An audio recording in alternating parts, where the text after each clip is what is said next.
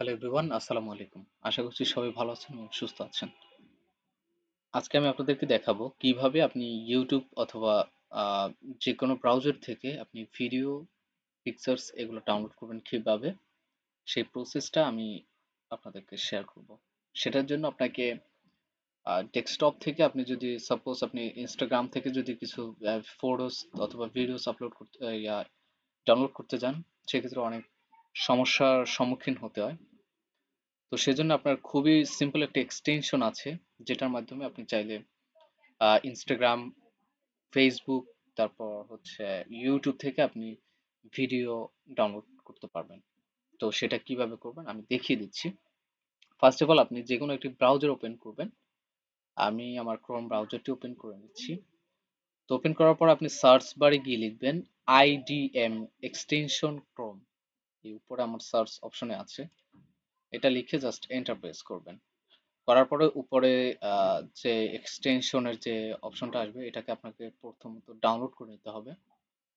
এই internet download manager, just এই ব্রাউজারে আপনি ওপেন করবেন। ওপেন করার পরে উপরে দেখতে পাচ্ছেন যে ডাউনলোড অপশন, জাস্ট আপনি ডাউনলোড অপশনে ক্লিক করবেন।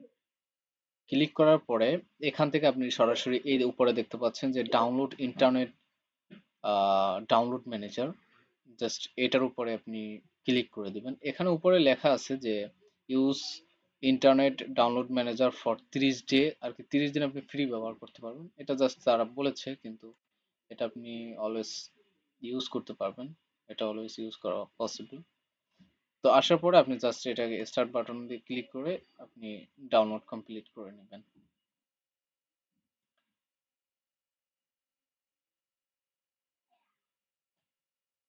কমপ্লিট করার পরে সিম্পলি আপনি আহ, এটাকে ইনস্টল করে নেবেন। ইনস্টল করে নেওয়ার পরে আপনার নিশ্চয়ই যারা ডেস্কটপ ইউজ করেন, আপনারা ইনস্টলাইজেশন কিভাবে করে, ইনস্টল কিভাবে করে, সেটা অবশ্য আপনারা জানেন। তো আমি আর ইনস্টল করে দেখাচ্ছি না আপনাদেরকে। তো ইনস্টল করার পরে আপনার যেই কাজটি, মূলত সেই কাজটি আমি আপনাদেরকে শেয়ার করব। ইনস্টল করছি না। তো ইনস্টল করার পরে আপনি যেই কাজটি করবেন, এখান থেকে আপনি ইনস্টল শেষ করার পরে, প্রসেস শেষ করার পরে আবার আপনি ব্রাউজারে চলে আসবেন। আসার পরে এই যে থ্রি ডট অপশনটা দেখতে পাচ্ছেন, জাস্ট এই থ্রি ডট অপশনে ক্লিক করার পরে এই নিচে অপশন দেখতে পাবেন যে এক্সটেনশন। এক্সটেনশন উপরে আপনার কার্সার রাখার পরে আপনি জাস্ট পাশে আবার দেখতে পারবেন ম্যানেজ এক্সটেনশন।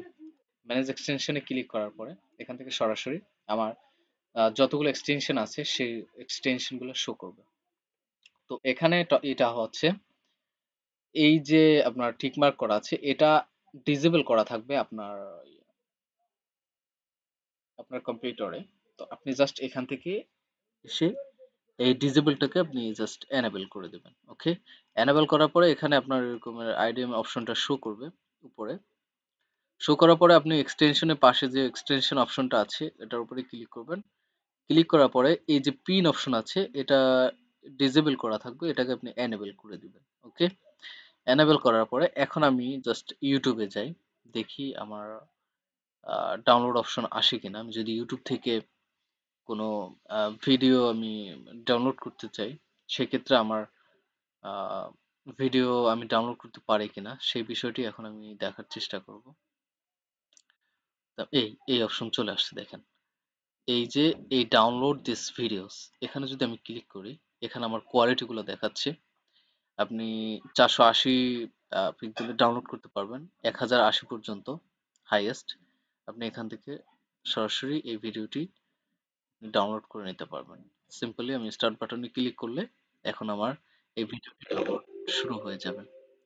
জাস্ট এটা আমি ইউআরএল এর ভিতর না ঢোকার কারণে এরকম আসছে, কিন্তু আপনি সরাসরি চাইলে ভিডিওটি আপনার মতো করে আপনি ডাউনলোড করে নিতে পারবেন। আপনি যে কোনো ওয়েবসাইট থেকে আপনি জাস্ট ওই এক্সটেনশনটা যদি আপনি অ্যাড করে রাখেন, যে কোনো ওয়েবসাইট থেকে আপনি চাইলে আপনার ভিডিও খুব সুন্দরভাবে সংরক্ষণ করতে পারবেন। আশা করছি ভিডিওটি আপনি বুঝতে পেরেছেন, এবং আমার ভিডিও যদি ভালো লাগে অবশ্যই চ্যানেল সাবস্ক্রাইব করে রাখবেন। আর নতুন নতুন আপডেটস পাওয়ার জন্য বেল আইকনটিতে ক্লিক করে রাখবেন।